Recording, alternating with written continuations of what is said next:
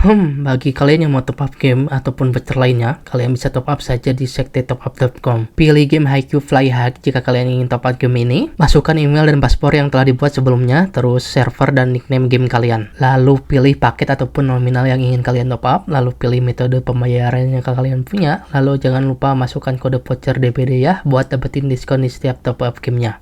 Dan masukkan nomor WhatsApp kalian untuk konfirmasi pesanan dan klik beli sekarang. Yang mau top up, kalian bisa cek link yang ada di deskripsi video ataupun pin komen. In this video, we will discuss player training in Haikyuu Fly High. Here, we have 7 players in the formation.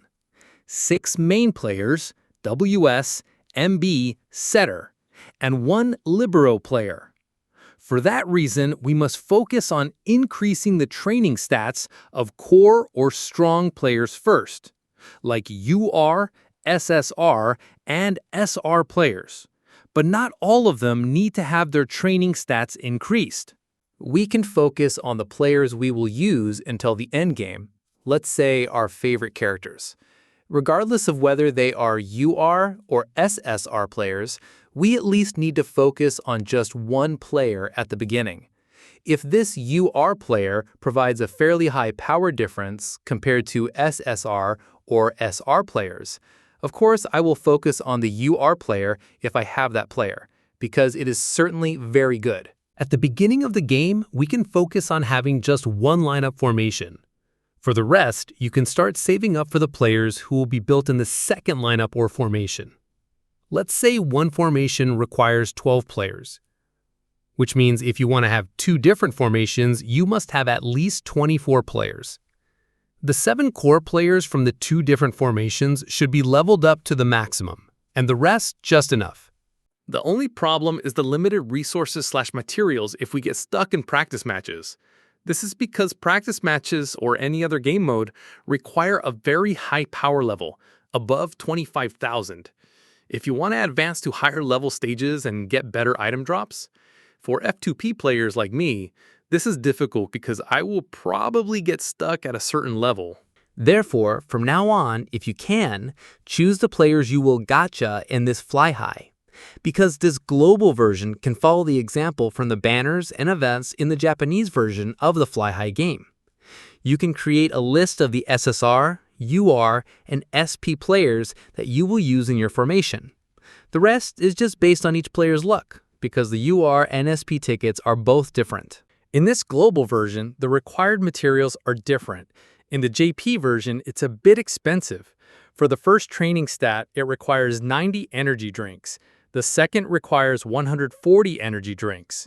The third requires 180 energy drinks and 30 training EXP. The fourth requires 220 energy drinks and 60 training EXP. The fifth requires 260 energy drinks and 90 training EXP. The sixth requires 300 energy drinks and 150 training EXP. After the 6 stats are open, the last one will be to unlock the player's passive skill. To unlock the 7th or passive skill, we need 400 energy drinks and 275 training XP. To be honest, this really requires a lot of training materials. It really drinks stamina and materials. If possible, the team's power should be around 50,000 to reach stage level 5 in order to get more item drops. Is it clear enough about this stat training? Then, which player would you likely upgrade first? For now, I can't decide which player I will maximize for the stat training. If I get spammed with Aoba Josai players again, I will probably raise Iwaizumi stat training first. So, I will make this Aoba Josai team my second team or second formation. The main one seems to be the URs and SPs. My power right now is 25,000, if I'm not mistaken. I still have 13,000 diamonds because I re-rolled 7 days after the game released. So there are differences in power, diamonds obtained, resources, and some game modes not played. If you focus on playing Fly High daily, make sure to complete all daily, weekly, and other game modes. If you're stuck in the story, we can focus on farming for memory EXP, skill potential, training items, or player EXP. In this global version, there are indeed quite noticeable differences in the materials needed to unlock a player's passive skills. It's a little cheaper than the Japanese version, but it takes a pretty long time to get the materials. So, like it or not, you have to top up to be able to continue the account's progress. If you're F2P, you might just have to be patient because I haven't been able to use these training materials myself. I'm afraid of taking a wrong step and it could be fatal in the future. Therefore, for now, I will only maximize 7 players to level 40 and rank 4. For the rest, I'll wait for the upcoming banner, if there's a UR Okawa. I might try to get him to have a temporary bond link with Iwazumi. His will probably be my second formation.